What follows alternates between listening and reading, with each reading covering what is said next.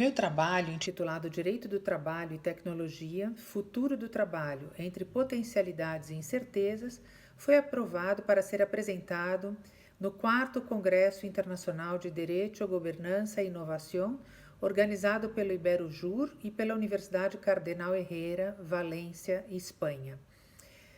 Eu me chamo Carla Tereza Martins Romar, sou professora nos cursos de graduação, especialização, mestrado e doutorado da Pontifícia Universidade Católica de São Paulo, PUC São Paulo. Sou vice-coordenadora do programa de pós-graduação em Direito da PUC São Paulo e pesquisadora nessa mesma universidade.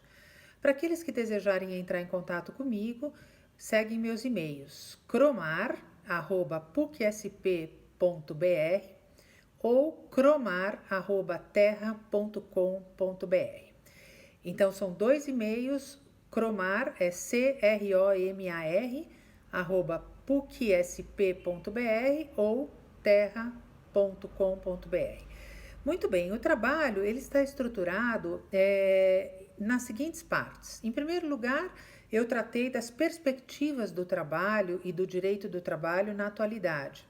Fiz um panorama introdutório sobre isso, sobre essas questões que envolvem o mundo do trabalho na atualidade, para depois entrar no tema especificamente futuro do trabalho entre potencialidades e incertezas. Aqui eu analiso o que nós teríamos diante dessa situação de futuro do trabalho, de potencialidades para a melhoria do mundo do trabalho, mas ao mesmo tempo as incertezas que esse futuro do trabalho traz para o nosso mundo atual e para as relações de trabalho. Depois eu entro, na verdade, na incidência das tecnologias sobre o mercado de trabalho, analiso a questão das plataformas digitais, dos trabalhadores típicos e dos trabalhadores atípicos, para chegar, por fim, a uma conclusão. Então, a partir dessa estrutura é que o trabalho está desenvolvido e vamos, então, tratar um pouquinho de cada um desses pontos, cada um desses aspectos. Em primeiro lugar, nós temos aqui uma questão muito relevante que diz respeito ao fato de que as profissões, o ambiente de trabalho e o próprio modo de relação entre o trabalhador e o tomador de serviços estão sendo alteradas de forma profunda em razão dos avanços tecnológicos que caracterizam a chamada quarta revolução industrial.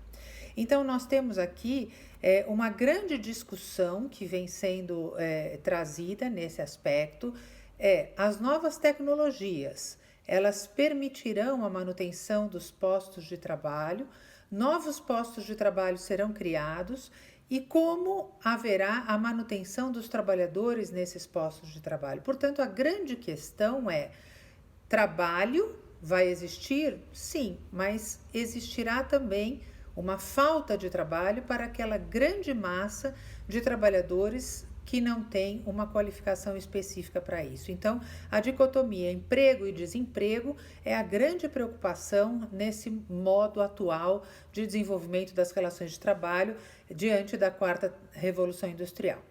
Um aspecto outro importante é também, dentro desse contexto, o que nós teremos em termos de proteção e manutenção dos conceitos de dignidade humana do trabalhador. Se de um lado nós vamos ter o grande problema entre emprego e desemprego, nós teremos também o grande problema, o grande desafio que é, para aqueles que estão empregados nessas novas modalidades de trabalho, como vamos manter a proteção desse trabalhador e como vamos manter uma condição de dignidade do mesmo diante dessa nova situação. Em relação à proteção especificamente, nós temos uma grande questão que é a questão de contrato de trabalho ou não contrato de trabalho, trabalho formal ou não trabalho formal. Aqui entram os trabalhos executados através das chamadas plataformas, Uber, Log, Rappi, etc, etc. E a grande discussão mundial que está sendo travada sobre existir ou não vínculo empregatício, subordinação entre esse trabalhador e a plataforma, ou não, né? Haver realmente uma relação de cooperação empresarial entre essas partes, né? Isso é a grande discussão sobre essa questão do trabalho em plataformas.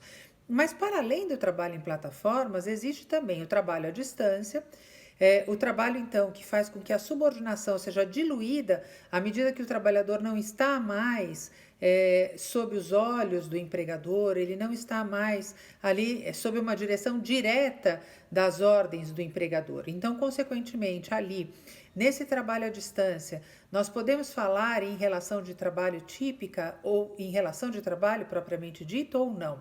Então, é uma outra grande questão que nós temos. Além disso, essa tecnologia e o trabalho à distância permite que esse trabalho seja desenvolvido em qualquer lugar, em qualquer parte do planeta, para qualquer tomador de serviços, também em qualquer lugar, em qualquer parte do planeta.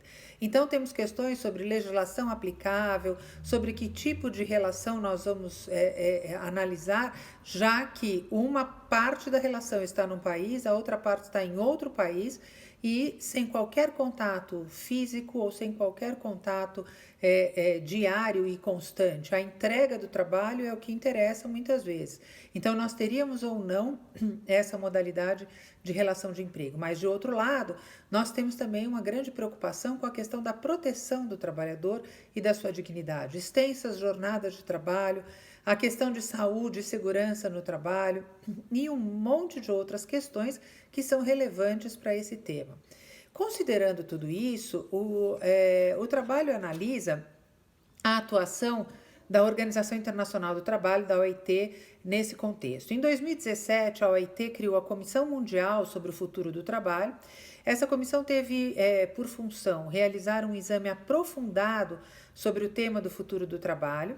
E esse contexto analisado por essa comissão foi levado à última conferência internacional que foi realizada em junho de 2019, da Organização Internacional do Trabalho, 108ª conferência da OIT, e nesta conferência foi discutida o texto de uma declaração do centenário da OIT para o futuro do trabalho. Foi discutida e foi aprovada essa declaração. Na declaração, a OIT convoca todos os Estados-membros a agirem no sentido de assegurar que todas as pessoas possam se beneficiar das transformações do mundo do trabalho, garantir uma relação de trabalho adequada e de longa duração, zelar por uma proteção adequada a todos os trabalhadores, promover um desenvolvimento econômico sustentável e inclusivo e zelar e promover o desenvolvimento do pleno emprego e o trabalho digno. Então, estas condições trazidas na declaração são de extrema importância. O programa, na verdade, ele prevê, o programa oriundo dessa declaração, prevê 3 eixos de atuação que, combinados entre si, terão, segundo a OIT, capacidade de gerar crescimento, igualdade e sustentabilidade para o trabalho das gerações atuais e das gerações futuras. Então, nós temos investimento na capacitação das pessoas, incremento das instituições de trabalho, e investimento em trabalho digno e sustentável. Então, são esses 3 grandes eixos que a OIT conclama a todos os Estados-membros a adotarem para que a gente possa ter realmente um desenvolvimento sustentável de empregos e de relações de emprego para o futuro. Muito bem, nesse contexto, nós temos um outro aspecto aí que o artigo tangencia, que é a questão da Agenda 2030 da ONU, que contempla o Objetivo de Desenvolvimento Sustentável número 8, relacionado a promover um crescimento econômico inclusivo e sustentável, emprego pleno e produtivo e trabalho decente para todos e todas. Então, é outro instrumento internacional de extrema importância dentro desse contexto do futuro do trabalho. No Brasil, especificamente, o artigo analisa a questão da previsão constitucional da proteção do trabalho, do trabalhador em face da automação, e a necessidade de criação de mecanismos para que isso seja implementado. Com isso, o trabalho chega à conclusão de que estamos diante realmente de um grande dilema e que o futuro do trabalho depende da atuação dos juristas, das empresas, dos trabalhadores e dos governos, ou seja, os atores sociais apoiados pela concepção do direito para chegarmos a um futuro do trabalho que não traga mais incertezas do que efetivamente condições dignas para todos os trabalhadores e a manutenção de um conceito de relações de trabalho protegida pelo direito. Muito obrigada.